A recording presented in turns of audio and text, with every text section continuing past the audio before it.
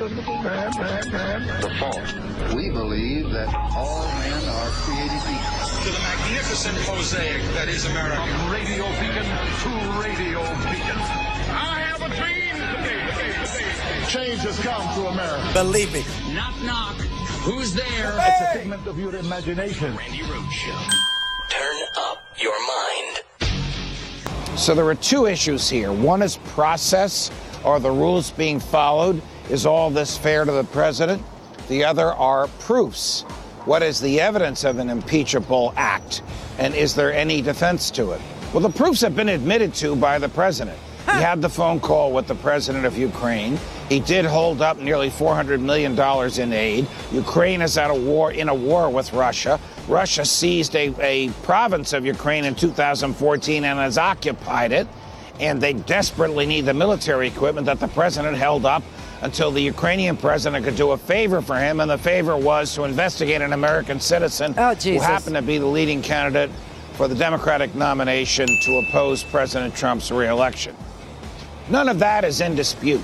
The question is, does that behavior on the part of the president constitute an impeachable offense?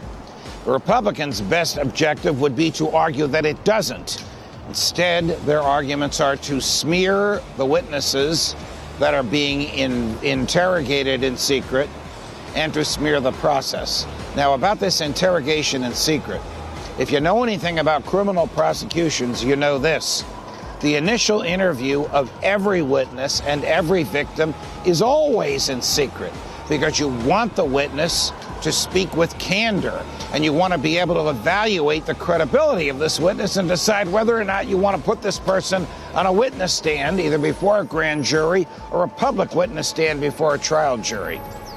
That is exactly what is happening with these three House committees that are hearing witnesses now. All right, so it seems that the GOP has taken the advice of the Judge Knapp over there, Judge Nappy, who stands out in the street and just, tells the truth because you can't do it in the building, apparently, the Fox News building. So he goes out in the street and he tells the truth there. It's very weird, but this is exactly the advice that the GOP heard, and it's the advice that they got because none of the corruption is in dispute. None of the, the Yovanovich transcripts have been released today. Obviously, we know that exactly what we thought was happening, and that was Rudy Giuliani was opening up a back channel to corrupt former Ukrainian prosecutors to lie their brains out about Joe Biden's son under oath, and in exchange, they would be given a new lease on life somehow, probably through this gas company that would be headed by these two grifters, Parnas and Fruman, these two nudniks from Florida that nobody had ever heard of before, who run, some mobbed up, Russian nightclub in Miami. It's just so strange. It's such a strange story, but they needed to get rid of Marie Yovanovich because she was the real fighter of corruption in Ukraine. And instead, they were going to corrupt Ukraine with dirty business dealings and with, doing what Manafort tried to do for this murdering, past president, Viktor Yanukovych. And that's clean up their image, make them safe for democracy, wipe away their uber corrupt, past. It's just so sick. It's so sick. And what they were going to do is they were going to help Donald Trump and Rudy Giuliani turn the truth on its head. And what is the truth? The truth is that Russia hacked our election. Yes, it goes right back to this. The truth is Russia hacked our election in 2016. The truth is that Paul Manafort back then, when he was still working for the Trump campaign, thought that it would be great if they could flip the script. And if they could say, oh, no, Russia didn't do it. Ukraine actually did it. And then you could service Russia by making Ukraine unsafe for foreign investment, unsafe for democracy, make Ukraine look like a corrupt country, make Russia look like they were wrongly implicated by a corrupt country, get Manafort off the hook where he was implicated with the black ledger, because these guys, Shokin and, Lutsenko, would say that black ledger was a forgery. Manafort did nothing wrong. And guess what's going to happen tomorrow? Here's an oldie but a goodie.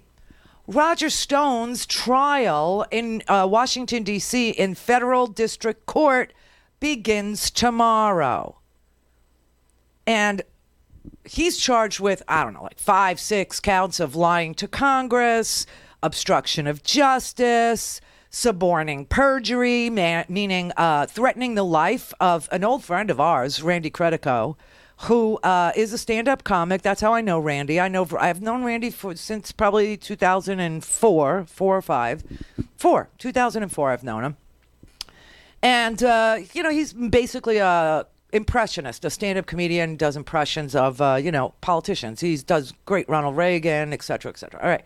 So Randi Credico gets all involved with Roger Stone and Jerome Corsi and all this stuff. And so then Roger Stone decides that he's going to lie to Congress. He's going to lie to Congress about whether or not he got a heads up from WikiLeaks, from Julian Assange, about the Russian hacked information and when it was going to be released.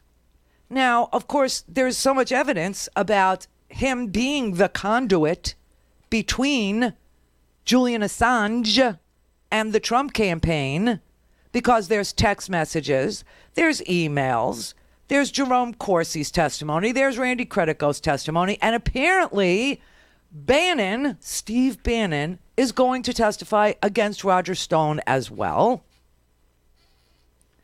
And so tomorrow starts the trial. Now, I will say most of tomorrow will be taken up with jury selection. That does take a whole day. So the jurors probably won't begin to hear testimony, I'm guessing, till Wednesday or Thursday, something like this. But Bannon and Rick Gates, who was Manafort's partner in crime, right? They both worked together at the lobby shop. So Bannon and Gates are going to testify against Roger Stone. And Randi Credico is going to be a key witness too, because Roger Stone tweeted death threats to Randi Credico.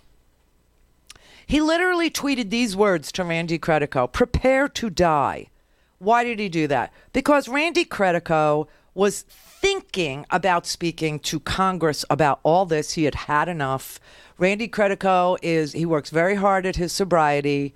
He's had a very, tough time, with it. He manages to stay sober. It's to his credit that he does. He suffers from a lot of anxiety. He's one of those performers that, there's a dark side to him too. But he's trying very hard. And so he's going to court with his sponsor, his AA sponsor, and he walks around with his little dog, Bianca.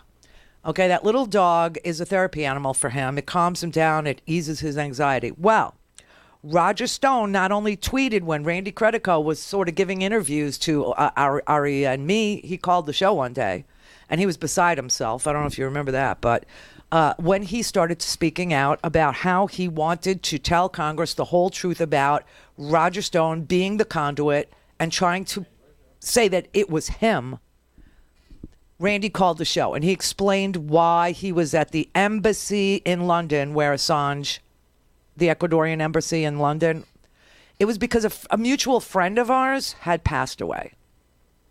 Another stand-up comic who was genius. Really, he was. Barry Crimmins. Look him up. Amazing. From Boston. And he died in London, and Randi went to his funeral. That's why he was in London. Or he went to see him perform one last time. And he went by the embassy. So Roger Stone took advantage of that and said Randi Credico was the go-between. And it wasn't true.